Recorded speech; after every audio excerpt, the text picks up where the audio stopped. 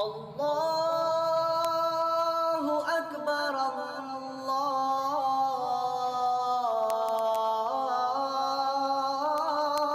अकबर अशहदु अन ला इलाहा इल्लल्लाह।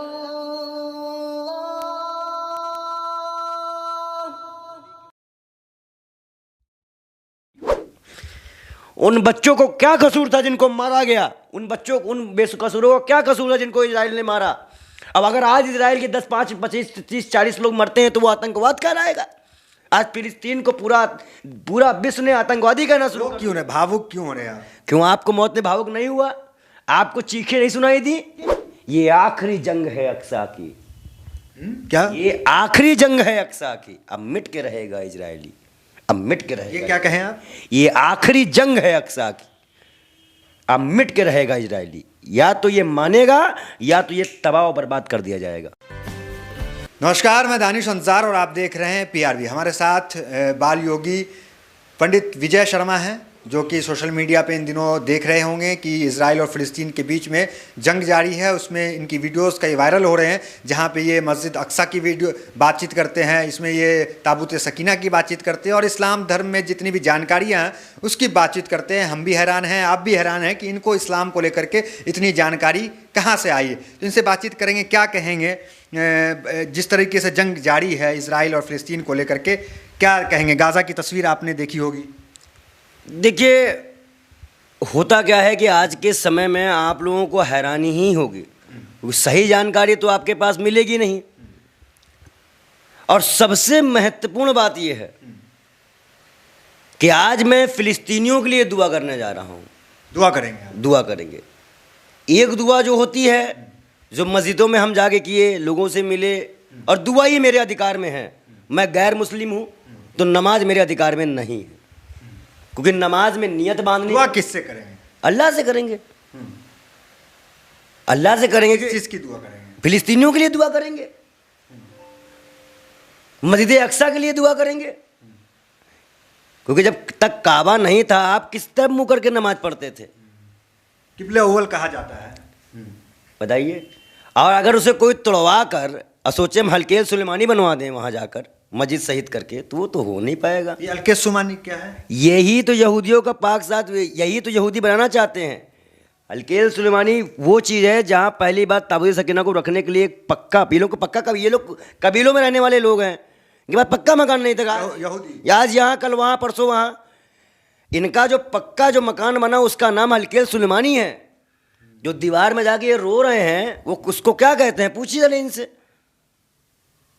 अब ये हमारे यहाँ की मौलानाओं की कमी है कि हमारे यहाँ के मुसलमानों को इतनी चीज़ें पता नहीं। अब दूसरी महत्वपूर्ण बात है, आश्चर्य की बात मत हुई है। नहीं, आश्चर्य ये है कि आप हिंदू धर्म से आते हैं, सनातन धर्म के इतने जानकार, और आप क्यों भावुक हैं?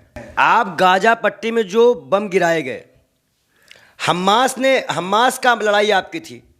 आपने 1947 से लेकर अब तक उनकी ज़मीनों में कब्जा किया। ज़मीनों में कब्जा करने के बावजूद आप धीरे धीरे घुसते उनको मारना। यूएनओ की रिपोर्ट है कि 2.5 लाख से 3 लाख फिलिस्तीनी आपने 10 सालों में मार दिए। नहीं, वो कह रहे हैं, लोग कह रहे कमेंट में, आपको दर्द क्यों है? दर्द तो हर इंसान को होता है। अब पत्थर तक तो कोई इंसान है नहीं। अब यहाँ के मुसलमानों को नहीं होता होगा और लोगों को नहीं होता होगा, हमें तो होता है। हमें तो मणिपुर, मुसलमानों को कह रहे हैं मुसलमानों को दर्द नहीं होगा? हमें नहीं, बिल्कुल नहीं हो रहा है। हमें लग तो रहा है ऐसा कि नहीं हो रहा है। अगर आप फिलिस्तीन की मुसलमानों की तुलना इंडिया के मुसलमानों से कर दीजिए तो आप कहीं भी नहीं रह पाएंगे। तो क्या फर्क है दोनों मुसलमानों में? क्यों नहीं फर्क है? क्या बात करते हो आप? उनके यहाँ का देख लीजिए, अल्लाह को मानते हैं, दोनों अल्लाह को मानते हैं। लेकिन एक मुसलमान को देख लीजिए जो अपने हक के लिए आज तक लड़ता चला आया मस्जिद अक्सा के लिए, और एक मुसलमान नमाज पढ़ना तक भूल गया है। क्या बात करते हो आप? अच्छा, इंडिया के मुसलमान नमाज पढ़, अरे जुमा ना हो जाना निकलना छोड़ दे, वो ना नहीं निकलेंगे वो। और इसीलिए उनके ऊपर अल्लाह का कहर नाजिल है, अजाब कहर नाजिल है। जालिम बादशाह बैठा है, वो अपने इस्लाम से दूर है। अच्छा, मुसलमान जो भारत का वो इस्लाम से दूर है, ये कह रहे हैं? नहीं, अच्छा, पठान में रुपया उड़ाने का पैसा है, फिलिस्तीन देने का पैसा नहीं है क्या इंडिया के मुसलमानों के पास? दे फिलिस्तीन में जाके पैसा। तो फिलिस्तीन के मुसलमानों में क्या अच्छाई दिखे आप? अच्छाई क्या? अच्छाई नहीं है। वहाँ के बच्चे भी शेर हैं, लड़ जाते हैं अपनी ज़मीन के लिए। यहाँ के चलो छोड़ो, देखते हैं क्या ही हो सकता है। बस 4 बयान आएंगे, बात खत्म हो जाएगी। साफ सीधी बात है। तो फिलिस्तीन यही कर रहा है। आप बताइए, हमास आज अमेरिका ने माना ना कि गाजा पट्टी घुसना ही इजरायली की सबसे बड़ी गलती है। तो अमेरिका ऐसा क्यों कहा? क्यों? पहले तो समर्थन कर रहा था ना। क्यों नहीं कहेगा? जान नहीं रहा है कि ईरान भी आ चुका है, लेबनान भी आ चुका है, सीरिया भी आ चुका है, और भी कंट्रियां आ जाएंगी। व्यापार नहीं चल रहा है अमेरिका सा, खाली एक इजराइली है जो पूरा व्यापार चला रहा है।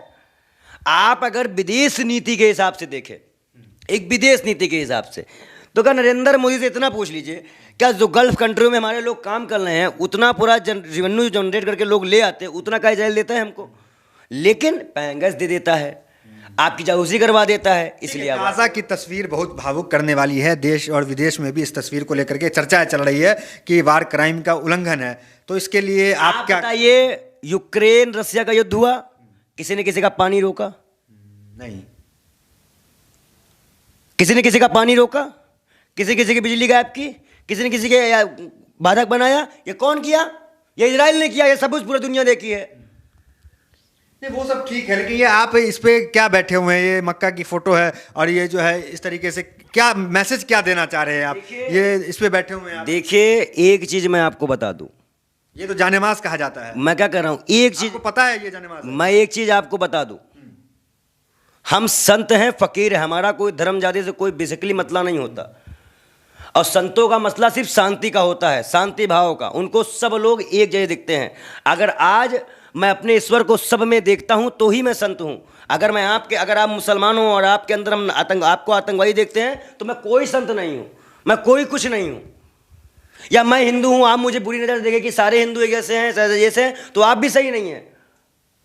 और आज सबसे महत्वपूर्ण बात यह है, अच्छा, आज दुआ करने वाले इसलिए बैठे हुए हैं क्या इस पे? दुआ की बात क्या, मैं फिलिस्तीन की सच्चाई बताने के लिए यहां बैठा हूं कि फिलिस्तीन आज जंग क्यों कर रहा है। क्यों कर रहा है बताइए। अगर आप फिलिस्तीन की जंग को देखना चाहें तो पिछले रमजान में ऐसे ही एक जनमाज बिछा था, एक औरत नमाज पढ़ रही थी, वो इस पोजीशन पे आई थी, ऐसे आई नमाज पढ़ने के लिए, ऐसे जोरदार लात मारा गया, वहां से नमाज पढ़ते हुए जोरदार लात मारा गया, वो औरत 3 बार फिलाक मार गई। अच्छा, ये मस्जिद अक्सा में, ये मस्जिद अक्सा का कांड इजराइल के आर्मी ने किया। दूसरी महत्वपूर्ण बात, एक आदमी ऐसे नियत बांध दिया, मैं रमजान का बता रहा हूं, यहाँ देखिए, इंडिया में भी ऐसा नहीं होता है। इंडिया में भी किसी की हिम्मत नहीं है कि कोई मुसलमान अगर नमाज पढ़ रहा है तो आप उसको पीट दो। जैसे ही वो आदमी ऐसे नियत बांधा और नमाज के लिए ऐसे ही सर झुकाता, उसके सर पे गोली लगी है उस मस्जिद के अंदर। अब इसका गुनाह कौन है? क्या मस्जिद में खून खराबा जायज था?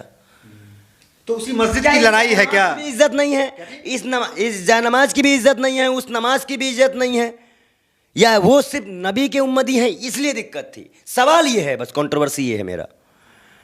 ये हमारे अंधभक्तों को समझ में नहीं आएगा, किसी को समझ में नहीं आएगा, भी समझ में नहीं आया। कंट्रोवर्सी सिर्फ ये है कि इजराइलियों का मानना है कि जो लास्ट पैगंबर अल्लाह ने कहा, अल्लाह ने साहब कह दिया, मैं लास्ट पैगंबर कौन है?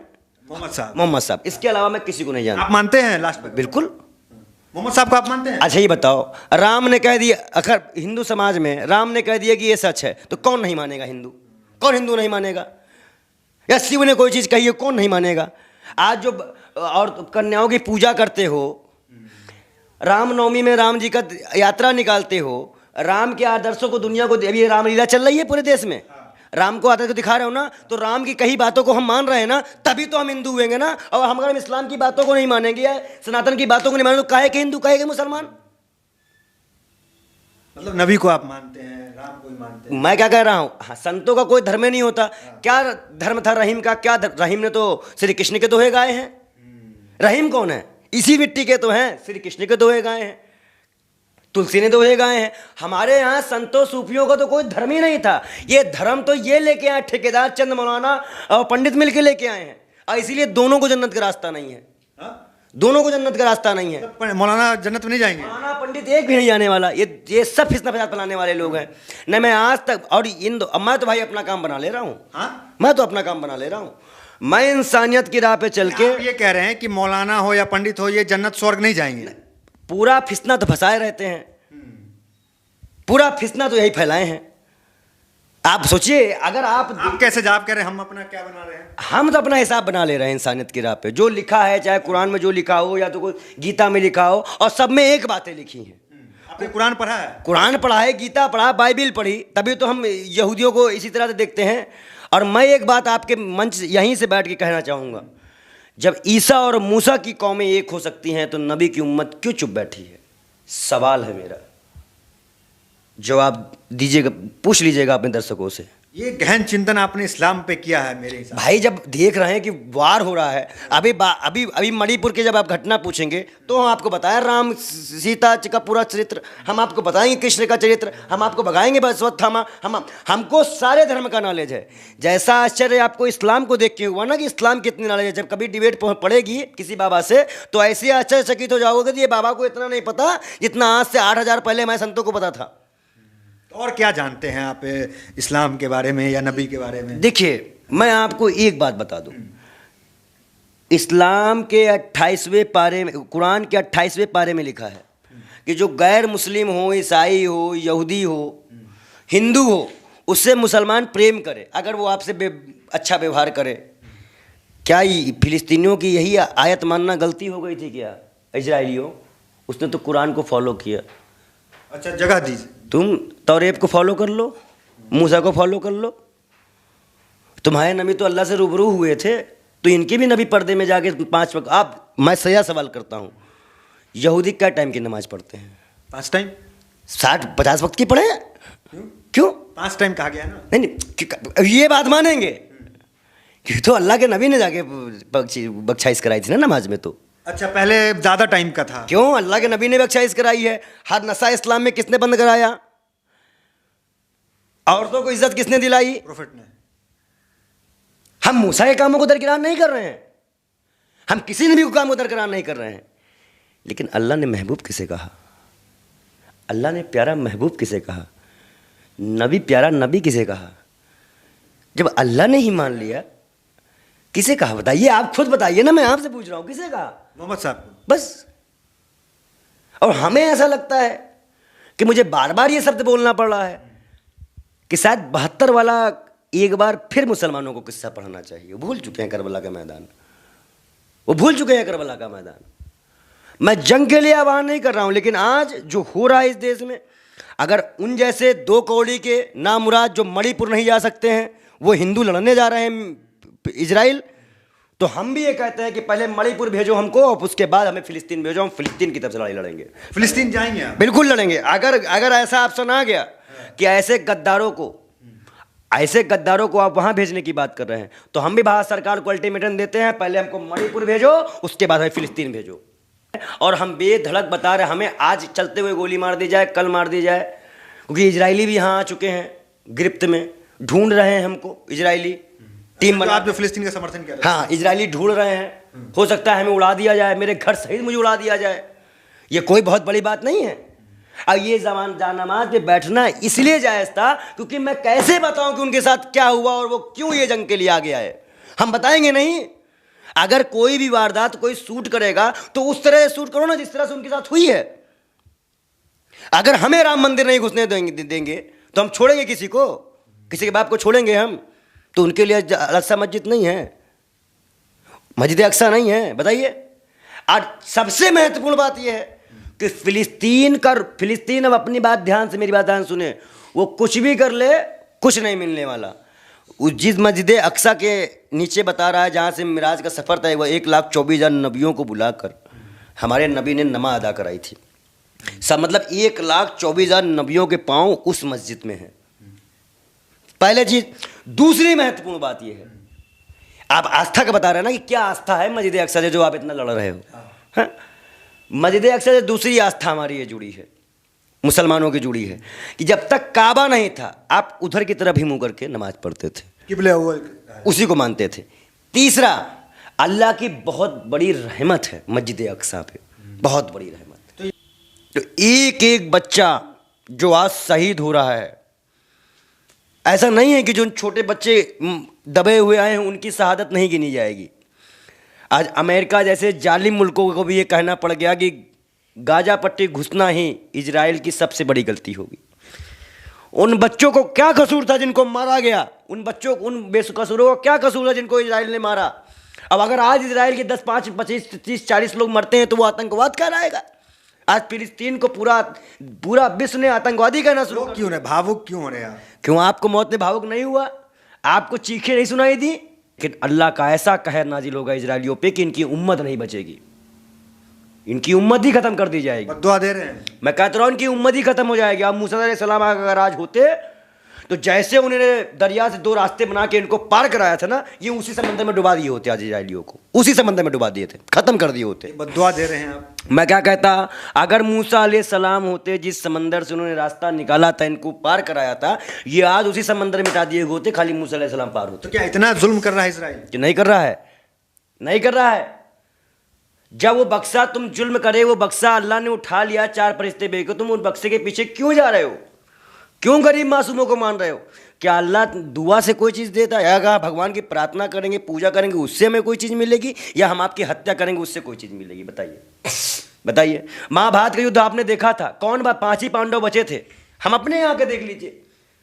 तो हम तो हर धर्म का ज्ञान रखते हैं, लेकिन ये आखिरी जंग है अक्सा की।